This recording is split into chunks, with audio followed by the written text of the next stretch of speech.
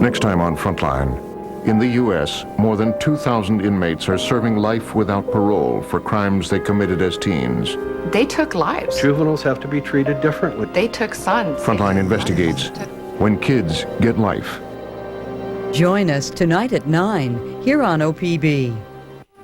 This week on Oregon Art Beat, Hans Araki is new in town, but already earning fans and critical praise. Learn why he's been called the quintessential world musician. Don't confuse author Monica Drake with Nita, a.k.a. Sniffles, the protagonist of her new novel, Clown Girl. And see extraordinary photographic images by Christopher Burkett, who seems to capture more than the eye can see. Join us Thursday at 8 p.m. OPB business partners Brian Potter Design, Ben Distillery, and Portland Monthly have made a contribution to OPB. Thank you.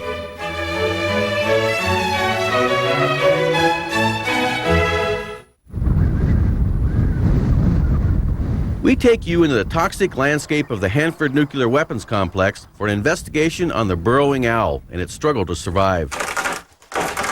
Then, an in-depth look at the carpenter ant and how to control its destructive nature. Ready, set, go. And you'll meet a world champion sawyer who uses his experience and skills to keep a bit of Oregon history alive. Oregon Field Guide, Thursday night at 8:30.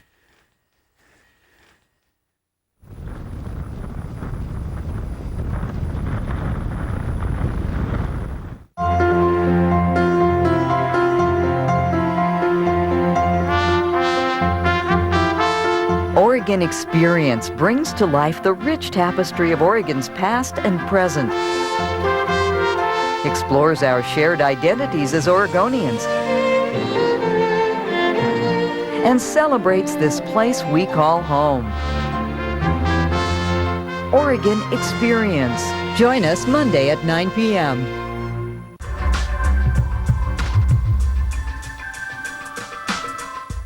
Conkling, Fiscum, and McCormick's Me2You Marketing, providing word-of-mouth marketing services to build, sustain, and measure consumer conversations about your products and services. Profits were up 34% at Cisco Systems. The network equipment maker's latest quarterly earnings beat the street, but its stock hit the skids in after-hours trading. We'll talk with Cisco CEO John Chambers. Dick Grasso could be one step closer to keeping all of his $187 million pay package from the New York Stock Exchange.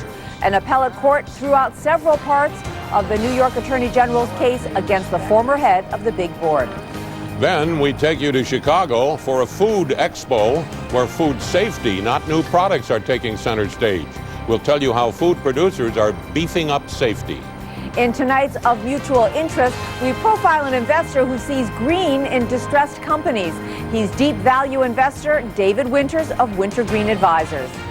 I'm Paul Kangas. And I'm Susie Garrow. This is Nightly Business Report for Tuesday, May 8th. Nightly Business Report is made possible by Franklin Templeton Investments, providing a unique perspective through the specialized investment expertise of Franklin Templeton Mutual Series and Fiduciary Trust.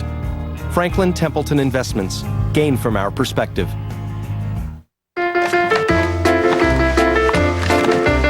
A.G. Edwards. Objective financial advice can help you build a better nest egg. A.G. Edwards, fully invested in our clients. This program was made possible by contributions to your PBS station from viewers like you. Thank you.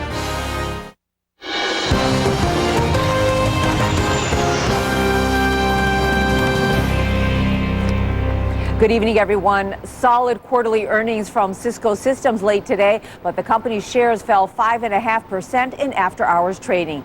Excluding special items, Cisco earned 34 cents a share in its fiscal third quarter. That was a penny better than estimates and 17% higher than a year ago. Revenues also rose more than expected, up 21% to $8.9 billion. Looking ahead, Cisco expects revenues in its fiscal fourth quarter will grow as much as 16% to about $9.3 billion. Cisco CEO says the company's momentum continues to be strong. And joining us now, Wall Street's blue chips rally of some recent weeks ran into some moderate selling early today. with the Dow dropping 65 points at the outset and the NASDAQ falling 15 points. Weakness in overseas markets was a negative factor in the early downturn, but a strong rail sector on takeover news and stock buyback news helped the market curb its losses in mid-afternoon. The upturn was subdued, but that was because of caution ahead of tomorrow's Federal Reserve meeting. The Dow Industrial Average cut its closing loss to only 3.90, putting it at 13,309.83. And the NASDAQ managed actually to gain 0.80, ending at 2571.75. The Standard & Poor's 500 index lost 1.76 to 1507.72. Over in the bond market, the 10-year note fell 2/30 seconds to 99 and 28/30 seconds, putting the yield at 4.64%.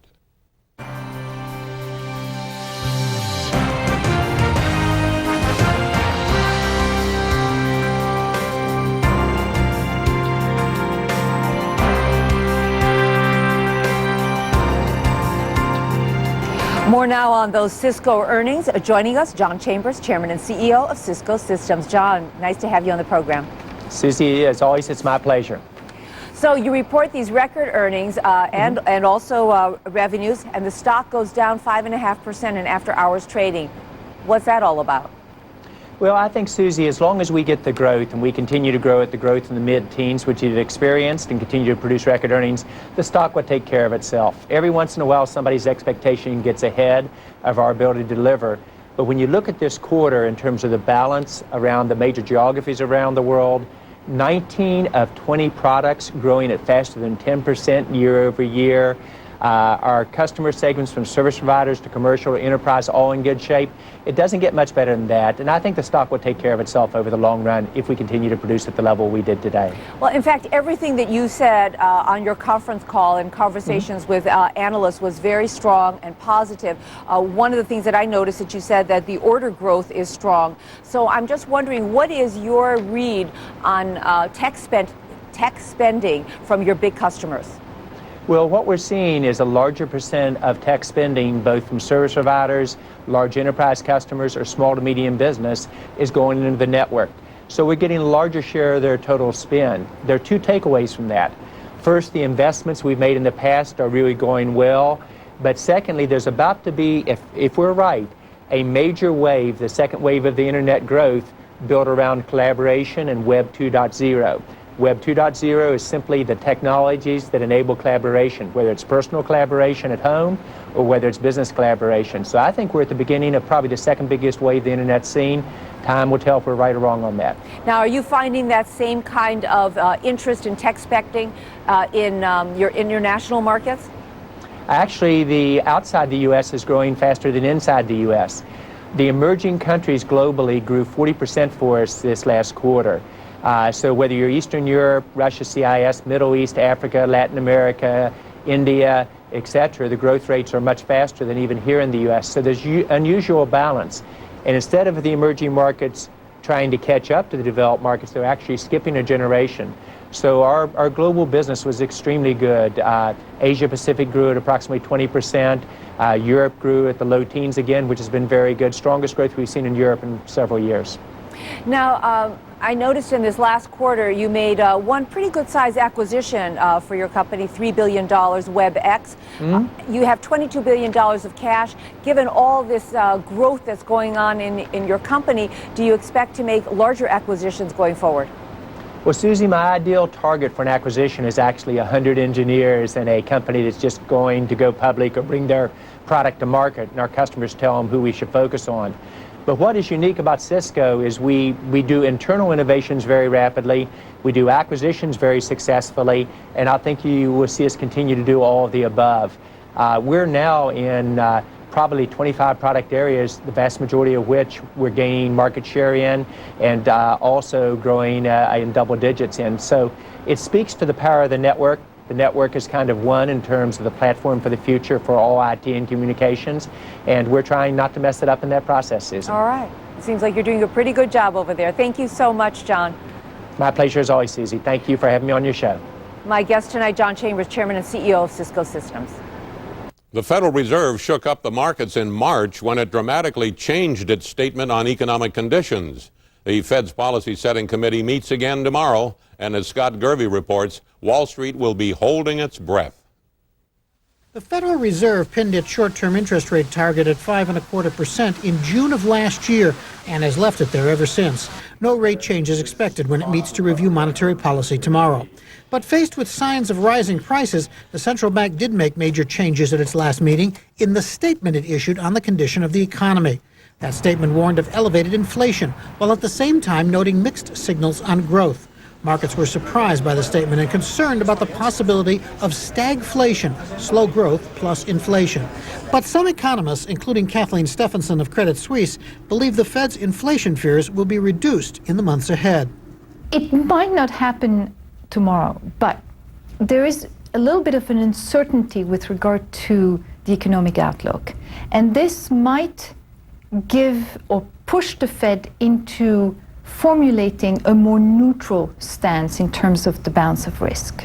Many investors have been hoping for an outright rate cut, noting that rates are now at their highest since January of 2001. They observe that payroll employment grew by only 88,000 jobs in April, and the gross domestic product grew by just 1.3% in the first quarter. But Drew Mattis, senior market economist at Lehman Brothers, says that's not bad enough to force a Fed move. He sees rates remaining at current levels well into next year.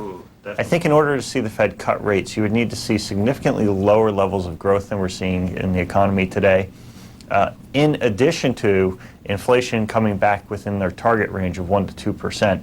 If inflation's running too high, it doesn't matter what happens to growth. They're not going to be cutting interest rates to try and fix that, because all that does is create even more inflation in the economy, and that's what they're trying to prevent. To avoid the surprise it caused with its last statement, some economists are predicting the Fed will use the same language in its release tomorrow, giving the markets something they can take in stride. Scott Gervey, Nightly Business Report, New York.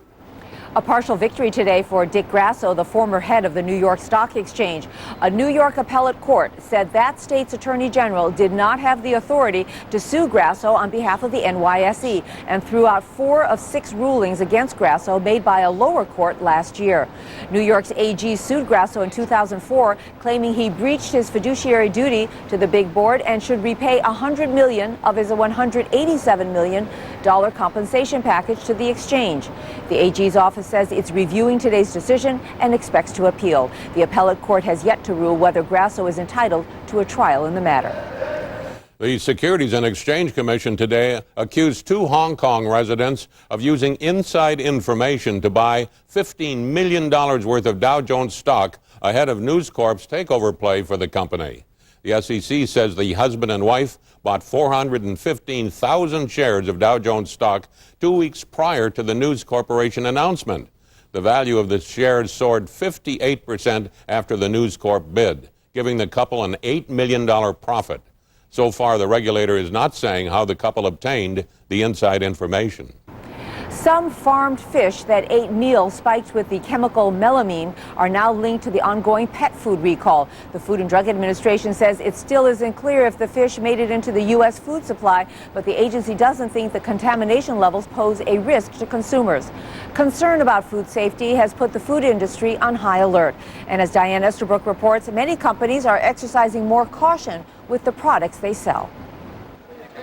At a food industry expo in Chicago this week, everything from eye-catching produce to ready-to-serve seafood tantalized grocers and vendors.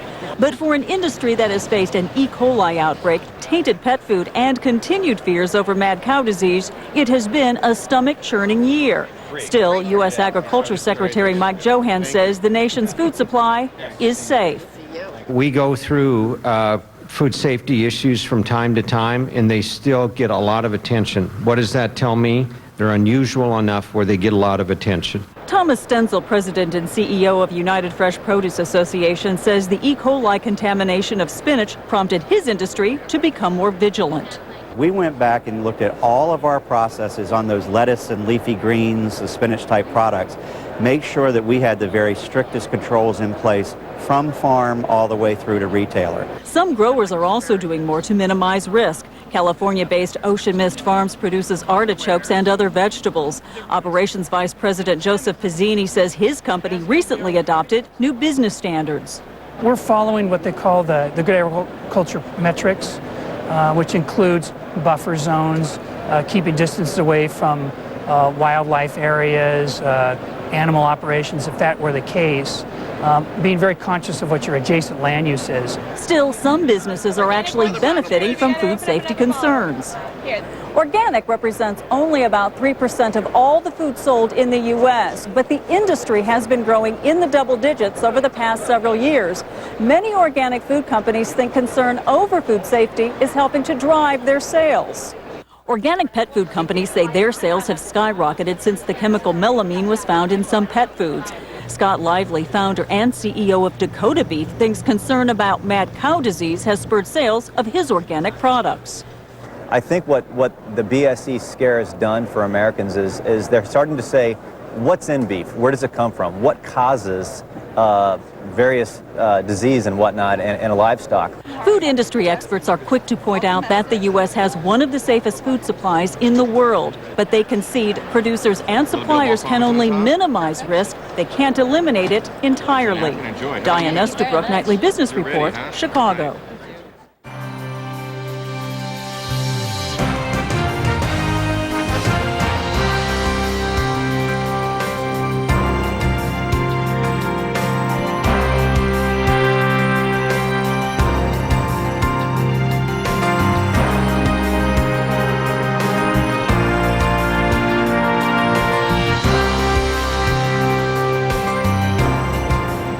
Thomson detailed today its proposed takeover of Reuters, saying it will offer more than $17 billion for the British financial data firm.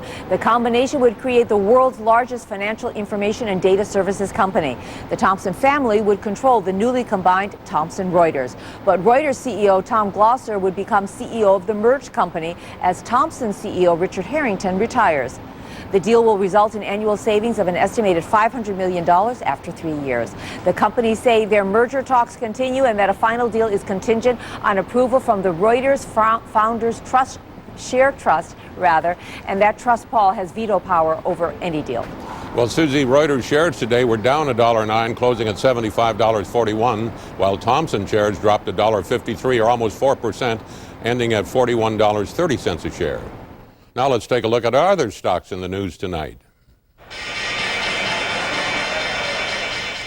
Most active big board issue on 18.4 million shares, Hewlett-Packard, a nice move up $1.21 after the company boosted its second quarter earnings guidance from 63 cents to the 70 cent per share level, also boosted revenue estimates, and after the close, Bear Stearns boosted its price target on HP from $59 to $62 a share. Alcoa up another 87 cents, up nearly 3 yesterday when it made that bid for Alcan. Alcan, which soared $21 yesterday, was off $1.83 today, incidentally. Then Pfizer with a 3-cent loss. Schering-Plough fell 53 cents. Motorola down 38 cents. It looks like preliminary figures indicate that Carl Icahn was not elected to the board of directors of Motorola. Ford Motor up 21 cents. Time Warner 19-cent gain. General Electric 16-cent loss there. CVS Caremark moved up 89 cents. First quarter earnings 46 cents, but that excluded the acquisition of Caremark, but the earnings were in line with street estimates. EMC Corp 7-cent gainer. Disney closed up 49 cents after the close. Second quarter earnings 44 cents, up from 37 a year ago. 6 cents better than the street was expecting, but revenues were lower than expected. And in after-hours trading, I saw the stock as low as $35.75 a share. AK Steel Holding up $2.96. The Financial Times of London reports ArcelorMittal Steel is eyeing the company as a takeover and may fetch up to $40 a share, say analysts, although they doubt the bid will happen. Florida East Coast Industries, Big Rail up at $10.78. Private equity funds managed by Fortress Investment Group will acquire this company for $84 a share in cash. Other rail stocks up on that news. Burlington, Norfolk Southern, and Union Pacific. It also helped Morgan Stanley began covering Norfolk and Union Pacific with an overweight rating on each of those two. McDermott International up $6.56. First quarter earnings soared to $1.38 from only 49 cents a year ago. The street estimate was for only 75 cents in earnings. Then we see on the downside, DJO, which makes medical equipment, lower earnings. First quarter, 23 cents down from 28, 8 cents below the street estimate. Company blamed lower profit margins. And Verisun Energy, which makes ethanol, down 2.89. Company had just a break-even first quarter versus earnings of 4 cents a share a year ago. Apple topped the Nasdaq's active up $1.14. Cisco closed up 55, and then, as you heard, dropped to around 27.50 in after-hours trading. Research in Motion up nearly $7 a share after the company had an upbeat meeting with analysts yesterday. Microsoft, 4-cent gainer. Google down 46 cents. Intel was a 19-cent gainer. Amgen fell $1.10. Yahoo, 3-cent rise there. Amazon.com up $1.01. And MedImmune was down 13 cents a share. Blue Nile, this is the online jewelry retailer. First quarter earnings, 19 cents up from 13 a year ago, 4 cents better than the street expected. Then over in the American Exchange and Global up $1.81, big percentage move. First quarter earnings more than double, 12 cents versus only a nickel last year. Street was expecting just 2 cents. And United Guardian, look at that gain, up $3.69. First quarter earnings, 23 cents up from 13 a year ago. Revenues jumped 48%. Those are the stocks in the news tonight. Susie? Paul, being a value investor can be tough, especially with the stock market at record highs. But David Winters has scored impressive returns as a deep value manager. In today's segment of Mutual Interest, Erica Miller profiles Winters and his Wintergreen Fund. It is 7 a.m. and David Winters has been up for hours. From his home in Mountain Lakes, New Jersey, Winters has been researching potential investments. He has also been reading up on news that happened overnight. So right now I'm getting news about, various holdings that we have, and our trader is sending me emails updating me on, news that's come out or what people, what the chatter is. Satisfied, he heads over to his office, less than a mile from his home. Winters launched his Wintergreen Fund a year and a half ago after leaving Franklin Mutual Advisors. Wintergreen is a deep value fund, often venturing into areas of the market most investors wouldn't touch, like distressed and bankrupt companies. Distress and bankruptcy are one of our tools in our tool bag. And every number of years, there's a distress cycle. And there's too much leverage, and the tide goes out, and then you really see who's swimming naked. He also engages in risk arbitrage, betting announced takeovers will or won't be completed. The strategy seems to be paying off. Last year, Wintergreen turned in a 20% return. The fund's assets have ballooned to about $817 million. Part of what distinguishes the Wintergreen Fund is flexibility. Like a hedge fund, it can invest in any security, anywhere in the world. Currently, most of the portfolio is invested overseas, with a third in Asia.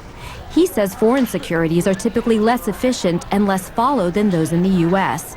But Wintergreen does own some U.S. stocks, including Berkshire Hathaway. It's a company that's, they do anything from paint to auto insurance.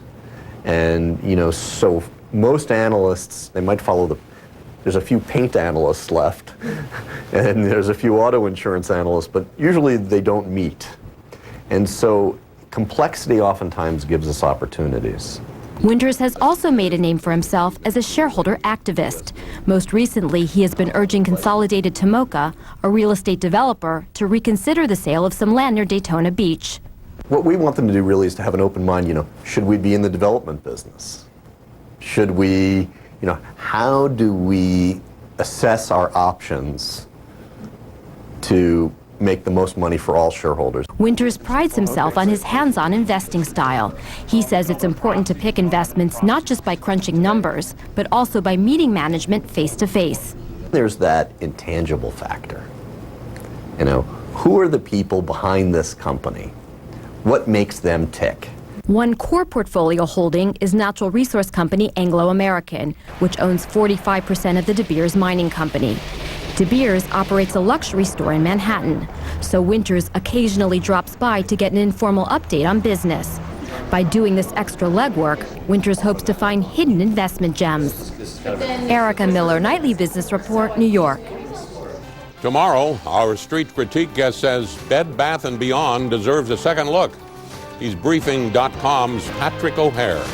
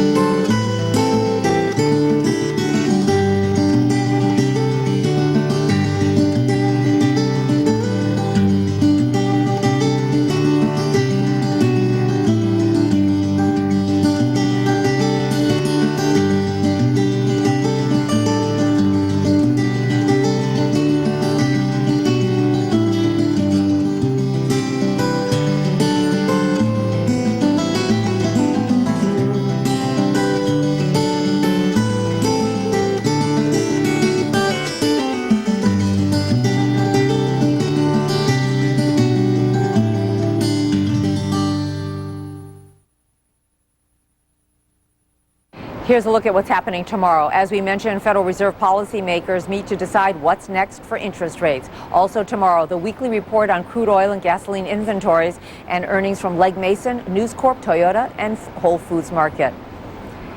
In tonight's commentary, Russia's reemergence. Here's Barbara Hackman Franklin, president and CEO of Barbara Franklin Enterprises and former U.S. Secretary of Commerce. The recent death of former Russian President Boris Yeltsin causes me to recall my dealings with him when I was Commerce Secretary. He was a powerful and charismatic man. He led his country's transformation to both democracy and capitalism, and we were optimistic about Russia's future. For much of his presidency, Russia struggled to gain its footing, reform its economy, and function as a democracy. Change was not easy.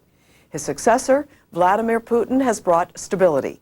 GDP growth is 7%, thanks largely to oil exports. Foreign exchange reserves are large. Inflation is in single digits, and capital is flowing into the country. Russia longs to be recognized again as a superpower, and Putin has become increasingly assertive on the international stage. Russia belongs to the G8 and is on track to join the WTO. However, Putin continues to centralize power. The ownership of natural resources is now mostly under state control, and Putin can and does use that control on occasion to push a global agenda. No matter who succeeds him as president in 2008, I think Russia's new aspirations will persist. This makes the U.S.-Russia relationship a bit unpredictable and prickly. For investors, being wary is being wise. For our government, the same holds true, and it's time now to rethink how to manage this important relationship. I'm Barbara Hackman Franklin. And that's Nightly Business Report for Tuesday, May 8th. I'm Susie Garib. Good night, everyone. Good night to you, Paul. Good night, Susie. I'm Paul Kagas, wishing all of you the best of goodbyes.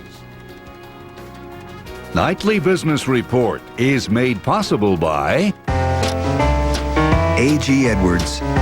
Objective financial advice can help make sure your nest egg is ready when retirement arrives.